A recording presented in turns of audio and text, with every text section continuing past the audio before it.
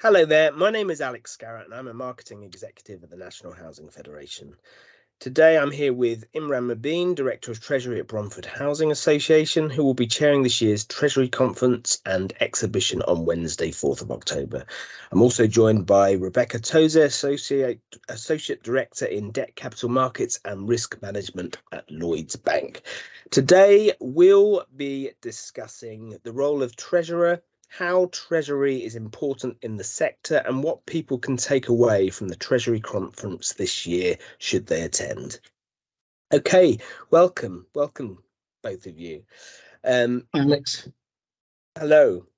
Let's start with our first question. Why now? Why should those working in Treasury come to our conference this year? Yeah, Alex, firstly, it's a privilege to be asked to chair the conference this year. We've got a great agenda, some fantastic people from within the sector, from the funder group, the investor group, rating agencies, the regulator, advisors. So, a really good opportunity to come together. Why come to this conference now and why this year? Well, look, I think everybody knows it's been an extremely challenging time in our sector, and those challenges are continuing. A rent cap meets with rising inflation. The need for new funding is meeting with an elevated rate environment, and all of us are finding new pressures in our business plans. And I think if there was a time where we had more luxury around choosing where we made investment, we have some really difficult choices to now make as housing associations. Do we focus on the quality of our existing homes, decarbonisation, fire safety, the quality standard of those homes, or do we build new homes to reduce the waiting lists for social housing? Do we do both? How do we do that? How do we bring that together? And how do we do it whilst maintaining our position of financial strength, whilst telling our ESG story, and whilst maintaining our credit lines within those sort of safe harbour positions, so we're still a strong single A sector and attractive for investors and funders to place their cash? These are some really big challenges. I think they have solutions. I think treasurers can help anchor and steer their housing associations to those solutions. And I think this is a great opportunity to come together to start that dialogue and really tackle some of the key challenges of our time. But perhaps, Becky, if I can ask you, why are you coming to the conference? And from a funder perspective, what do you see as the key sort of talking points for the day? Thanks, Imran, and thanks, Alex, for inviting me across as well. I think, as Imran just mentioned, the housing sector is currently facing so many headwinds, be that the high rate environment, increased costs of development, decarbonisation, spend on repairs and fire safety. And all of these challenges feel quite isolating and a bit of a struggle. And given the Treasury's increased function on the strategic side, it feels like an opportune time to get stakeholders in the sector together to share best practice and challenge one another, as well as strengthening existing connections and making new ones. So I always think that the conference is a great place to network and collaborate with others, but also bringing the public and the private spheres together to discern and distinguish how we as a sector want to speak as one voice. And so I'm excited to figure out what that looks in this day and age. Thank you, Becky. And if I can throw that question back to you, Imran, what are you most looking forward to at the conference this year? Well, Alex, there's so much to look forward to, but I'm particularly looking forward to the session with Grace and Salma at the start of the conference, two individuals from outside the world of Treasury, bringing very different perspectives and very different political colour around the issue of housing, future policy, what that might look like, the broader economy and how that might play out as we move towards a new general election. And then we get into some of the Treasury topics. We'll be exploring credit ratings. Is the era of single credit over? We'll be looking at legacy funder conventions, whether they need overturning. Is it finally time to say goodbye to the EBITDA, MRI interest cover covenant? And in a sector that is constantly consolidating and seeing more and more merger activity, how can Treasury take the driving seat and really truly unlock the power of mergers and partnerships for our sector? So those are a few highlights. There's lots more there. Please do look at the agenda. It is there on the website. There's so much to go at, and do come along and be part of the day with us. Brilliant. Thank you for that. Rebecca, if I can throw this question to you, what do you think is the most critical issue in Treasury at the moment? I'll have a crack at that, but to be honest, I think Imran may be the best one to provide the most informed answer. But in my view, with limited finances, resources, and competing tensions between corporate priorities, is it, as we mentioned, decarb, new homes, supporting tenants? That can't go amiss. The interesting question is the challenge that funders, or the challenge we see as funders, is the juggling act that HAs are struggling with. And the biggest debate is, do they want to do new homes, which the government is very much encouraging against to tackle homelessness, but also there are the 2030 challenges with decarb, and making sure that they support the tenants. So it's a bit of a question of what takes the slack and ensuring that actually, if you can do it right, hopefully nothing has to. So I'm quite interested in that. But Imran, what's your view? No, I think absolutely like that, Becky. I think there are more challenges than ever. We have more decisions to make and more variables to sort of balance across as we optimize our business plans. And it's really to my point at the start of this discussion.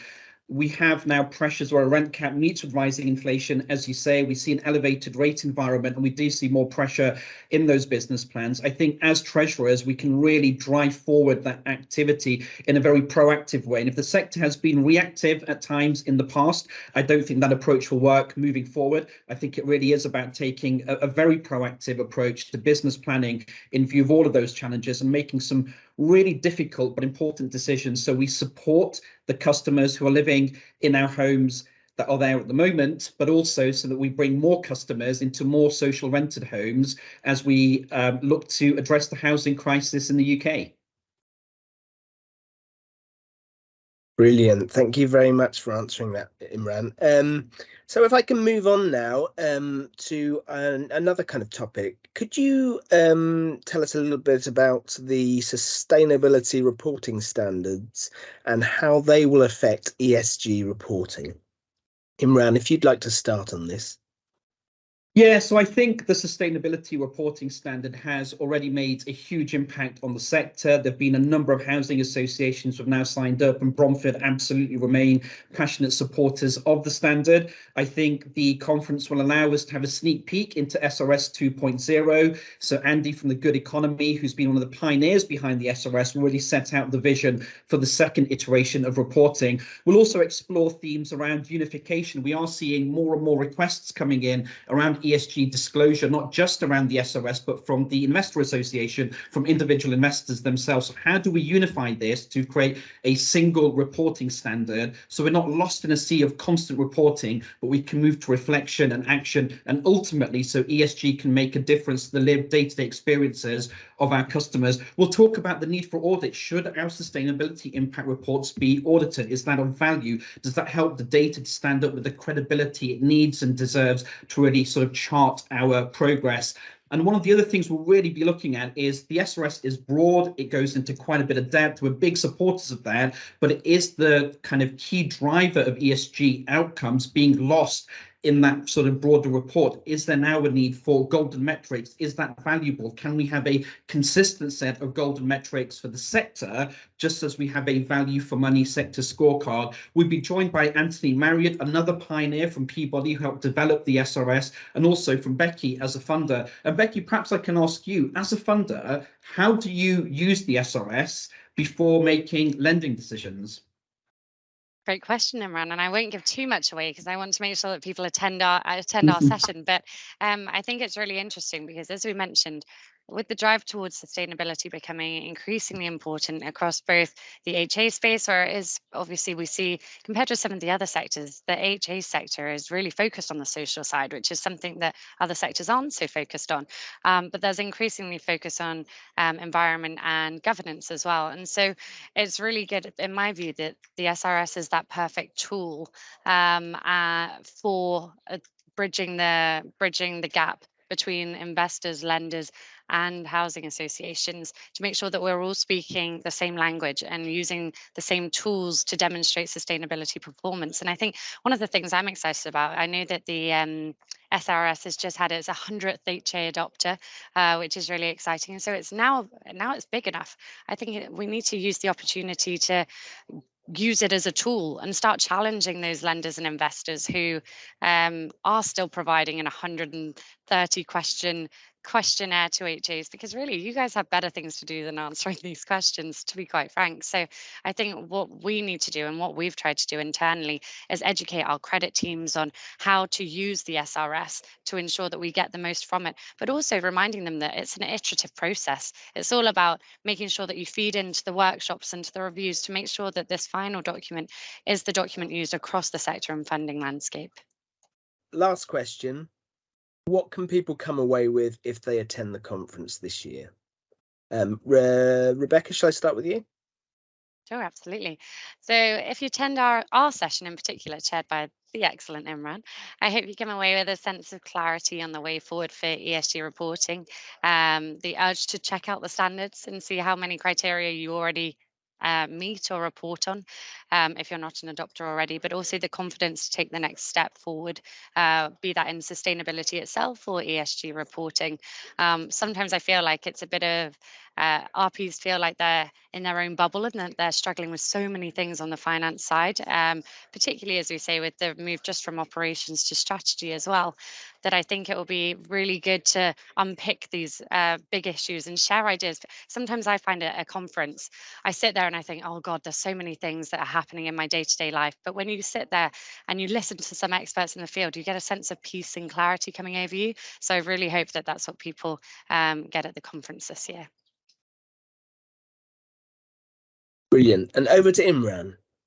Well, I think Becky summarised it very well again there. Conferences are not the space where we can develop solutions to all of the challenges we're working through, but it is the space where we can start a dialogue as we look towards those solutions. And as I mentioned earlier, it's a space where treasurers can come together with funders and investors and rating agencies, the regulator and advisors, the key thought leaders in the sector coming together to tackle the big questions of our time. Ultimately, I continue to believe that this is a sector that can demonstrate its resilience, its social impact, its ESG story, its financial strength, and ultimately that it's a safe sector for funders and investors.